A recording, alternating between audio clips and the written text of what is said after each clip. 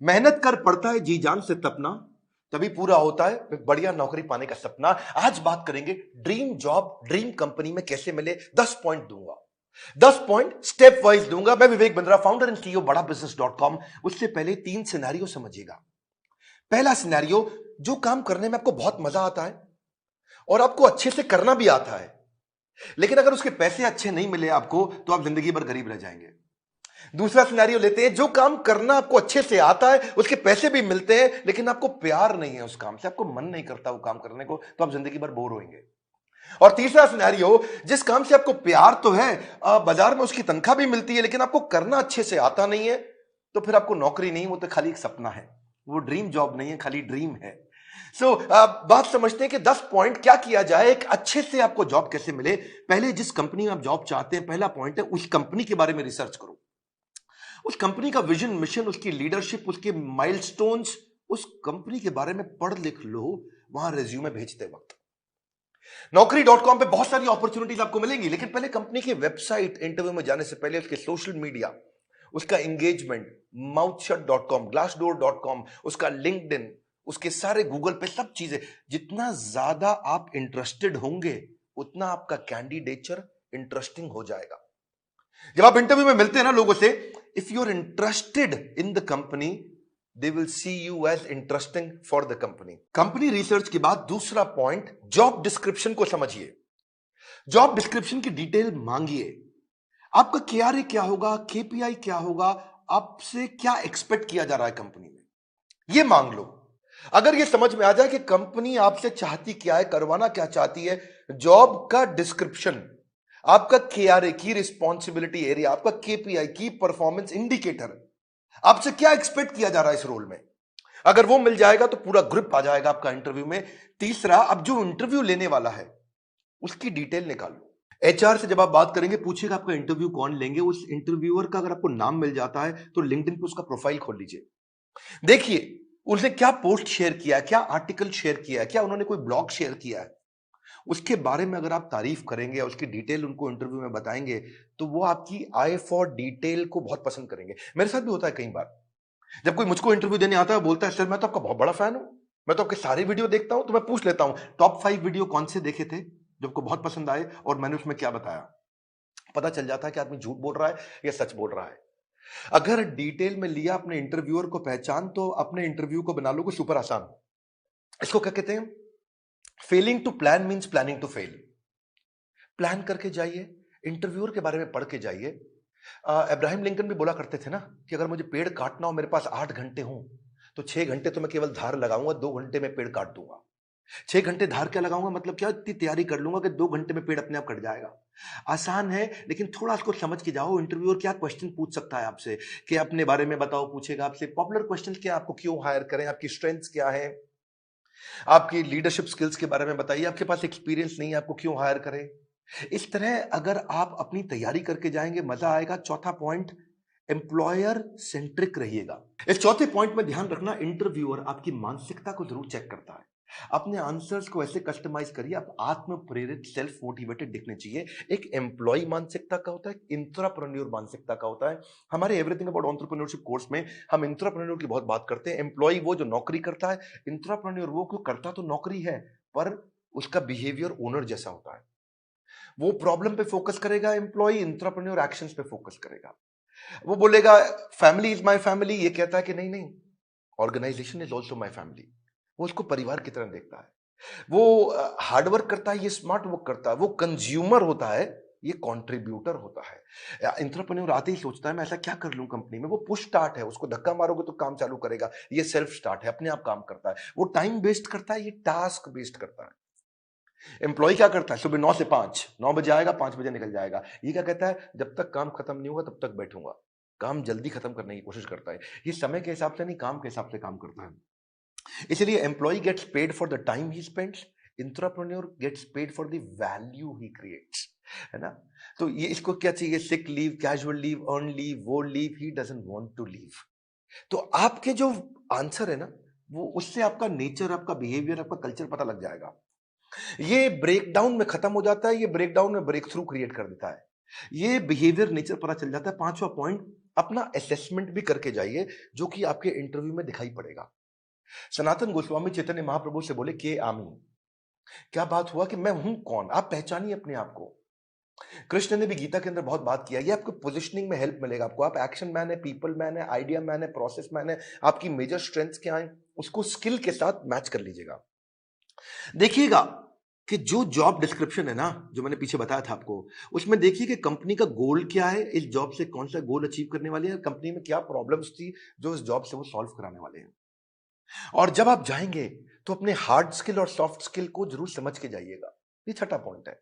Hard skill कौन से होते हैं? ये वो स्किल होते हैं जो बेसिकली आप क्वांटिफाई कर सकते हैं, जैसे कि फॉरेन लैंग्वेज हो गया, डिग्री हो गया, सर्टिफिकेट हो गया, मशीन ऑपरेशन हो गया, आपका किसी प्रकार का कोई भी data mining, accounting, programming, software testing, ये सब हार्ड स्किल होते हैं। जिसमें कला आती है।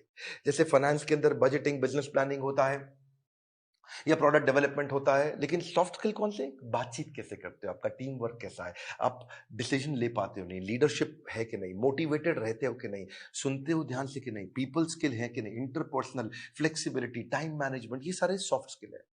उस तरफ हार्ड स्किल है। तो पहले से ही चेक करके जाइए, क्योंकि आपका see he who speaks without attentive ear is mute. क्या मतलब हुआ? जो बिना सुने बोलता रहता है, बोलता रहता है, जो बिना सुने बोलता रहता है, वो सबसे बड़ा गूंगा होता है। उसके बोलने का कोई फायदा नहीं है। इसलिए आपकी कम्युनिकेशन में सुनिए ध्यान से कि वो क्या डिमांड है आपसे। इफेक्टिव कम्युनिकेशन में 20% is only what you know, 80% is how do you feel about what you know. कैसे आप उसे कम्युनिकेट करते हैं। सीधे बैठिए, हमेशा स्माइल मेंटेन करिए। ऐसा करके आराम से रिलैक्स होकर के बैठने वाला तो जमेगा नहीं ना। कॉन्फिडेंट और इंफॉर्मेटिव लगते हैं जब आप अच्छा कम्युनिकेशन और सॉफ्ट स्किल मैनेज कर पाते हैं। सातवां है, अब मौका ढूंढिए कि आप भी कोई ऐसा क्वेश्चन करें जिस क्वेश्चन से इंटरव्यूअर को लगे यार ये आदमी बुद्धिमान है। एक बात बताऊं आपको कि knowledge is having the right answer, but intelligence is asking the right question. ज्ञानी व्यक्ति के पास उत्तर होता है, पर बुद्धिमान व्यक्ति के पास प्रश्न होता है। अगर आपने कोई ऐसा प्रश्न किया जिस प्रश्न से वो बहुत इंप्रेस हो सकता है, जैसे आप उनसे पूछिए इस बारे में, इस रोल से आप कौन सी प्रॉब्लम सॉल्व करना चाह रहे हैं, इस रोल के माध्यम से आप कौन सा गोल अचीव करना चाह रहे हैं, इस रोल से आप मेरी परफॉर्मेंस को कैसे इवैल्यूएट करेंगे। कितना पावरफुल आप प्रश्न पूछते हैं, यह भी सामने वाले को इन्फ्लुएंस करता है। आठवां, सैलरी नेगोशिएशन की बात आए तो बहुत जोर मत डालिएगा। अनरियलिस्टिक सैलरी हाइक से सामने वाला समझ जाता है ये केवल पैसे के लिए नौकरी करने आया है, ये वैल्यू नहीं क्रिएट कर पाएगा। इसलिए वैल्यू क्रिएशन पे फोकस करिए, वैल्यूएबल अपने आप आएगा। मैं इसमें आपको हमारे जो दूसरे डायरेक्टर है संजय कथोरिया जी, इनका आपको 2015-16 का एक्सपीरियंस शेयर करता हूं। एक बार ये श्रीलंका में एक कंपनी के चेयरमैन के पास इंटरव्यू देने गए और कंपनी के चेयरमैन ने एक ही बात पे इनकी मर्जी की सैलरी दे दी। और वो क्या बात थी? जब उन्होंने पूछा क्या सैलरी लोगे, तो ये कहते हैं I believe in creating value and then sharing value. क्या मतलब हुआ इसका? कि मैं पहले 100 दिन आपके लिए वैल्यू क्रिएट करूंगा, अगर वैल्यू क्रिएट हो गई बढ़िया, तो उसके बाद आप उस वैल्यू को शेयर कर देना मेरे साथ, तब आप तनख्वाह मेरे हिसाब से दे देना। अभी आपको जो समझ में आता हो आप दे सकते हो मुझे, लेकिन मैं वो काम करके दिखाऊंगा, वो वैल्यू क्रिएट करूंगा, तब मैं वैल्यूएबल डिमांड करूंगा। Create value then share value. ये बात सामने वाला इतना इंप्रेस हुआ, बोला कोई बात नहीं, 100 दिन की बात की है, आज ही बता दो क्या तनख्वाह लोगे। जब आप वैल्यू क्रिएट करने पे फोकस करते हो, पहले कहते हो मैं वैल्यू क्रिएट करूंगा बाद में अपना शेयर लूंगा, इससे सामने वाले को आप पे बहुत कॉन्फिडेंस आ जाता है। सैलरी नेगोशिएशन पे बहुत फोकस मत करिए, मेन मुद्दा समझिए, वैल्यू क्रिएशन पे फोकस करिए। सैलरी नेगोशिएशन अपने आप हो जाएगी जब वैल्यू क्रिएशन का सामने कॉन्फिडेंस आ जाएगा कि आप करके क्या दिखा सकते हैं जॉब में। 9वां पॉइंट, अपने रेज्यूमे पे ध्यान दीजिएगा। ये हालांकि मैं थोड़ा पहले भी बता सकता था 9वां पॉइंट, पर ध्यान रखिए अपने लाइवली और एक्शन ओरिएंटेड वर्ड लिखिए। रेज्यूमे लंबा मत बनाइए, 6 पेज, 8 पेज, 10 पेज का, क्योंकि जो रिक्रूटर होता है या जो इंटरव्यूअर होता है वो उसके पास ज्यादा समय नहीं है देखने के लिए। बुलेट पॉइंट्स में लिखिए ताकि मैक्सिमम चीजें कैप्चर हो जाए कम समय में। सीक्वेंस के अपना एक्सपीरियंस लिखिए, और अगर एक्सपीरियंस ज्यादा नहीं है तो कोई बात नहीं, आपने आज तक जो भी कहीं पे थोड़ा बहुत इंटर्नशिप भी किया तो वो भी डालिए। एक कवर लेटर अगर आप बना सको ना, तो वो गेम चेंजर होता है अपनी एग्जैक्ट पोजिशनिंग के लिए। कि आपके पास स्किल है और कंपनी को ये जरूरत है, तो कंपनी की जरूरत और आपके स्किल कैसे मैरी कर सकते हैं आपस में, कैसे मैरिज होगी। तो एक छोटा सा कवर लेटर आधे पेज का 8-10 लाइन का बना सकें अगर आप तो। रेज्यूमे ऐसा होना चाहिए कि सामने वाले को 20 सेकंड में सारी बात समझ में आ जाए, उसको ध्यान से बार बार देखो ऐसा कि क्या 20 सेकंड में समझ में आ रहा पूरा रेज्यूमे। रेज्यूमे में बहुत डिटेल लिखने में सफलता नहीं है, किसी के पास टाइम नहीं है आज डिटेल में पढ़ने के लिए। पर रेज्यूमे के अंदर जो हायरिंग मैनेजर है, एक सर्वे बताता है वो 6 सेकंड में डिसाइड करता है इसको बुलाऊं कि नहीं बुलाऊं। तो बड़ा इंपॉर्टेंट है, बहुत ज्यादा एग्जैजरेट ना करें नहीं तो पर्दा फाश हो जाता है बाद में। बोल्ड और क्लियर और इंपॉर्टेंट अचीवमेंट को साफ साफ तरीके से बता सकें। उसी के अंदर एक रेफरेंस लिस्ट भी डाल दें जो आपकी integrity, work, decision making, punctuality, flexibility के बारे में कोई रेफरेंस पुरानी कंपनी के या कोई बड़े लोग ऐसे हैं जो आपके बारे में कहने को तैयार हो तो नीचे लिख भी दीजिए कि ये आपको आपके बारे में ये रेफरेंस, मतलब किसी और व्यक्ति, कोई और व्यक्ति भी आपकी तारीफ करने को तैयार है तो उसका नाम, उसकी डेजिग्नेशन, उसका फोन नंबर लिख दीजिए। इससे भी कॉन्फिडेंस आता है। और फिर भी अगर इंटरव्यू में आप जा ही नहीं पा रहे, आपको इंटरव्यू मिल नहीं रहे हैं, तो हो सकता है कि आप अच्छी जॉब साइट्स पे नहीं हो।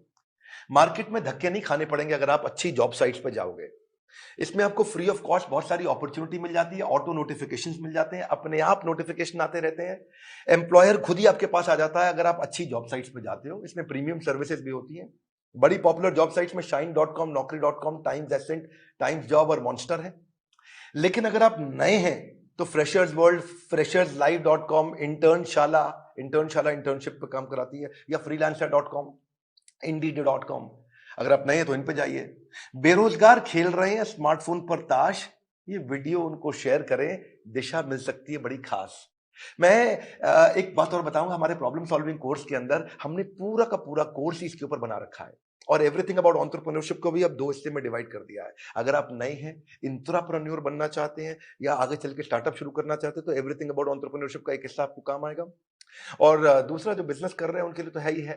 मैं फिर से आपको रिक्वेस्ट करूंगा कि बेरोजगार खेल रहे हैं स्मार्टफोन पर लूडो और ताश, हाँ, वीडियो शेयर करो उनको, दिशा मिल सकती है बड़ी खास। ताश से बात नहीं बनेगी, इस खास दिशा से बात बनेगी।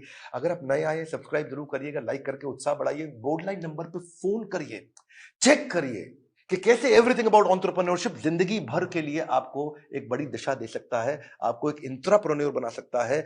किसी को नौकरी मिले ना मिले, इंट्राप्रेन्योर की बहुत कमी है, उसको नौकरी जरूर मिलती है। हमारे साथ जुड़े रहने के लिए, दुनिया का नंबर 1 एंटरप्रेन्योरशिप यूट्यूब चैनल बनाने के लिए, वीडियो को लाइक करके उत्साह बढ़ाने के लिए आप सबका हृदय की गहराइयों से प्रेम पूर्वक बहुत बहुत धन्यवाद।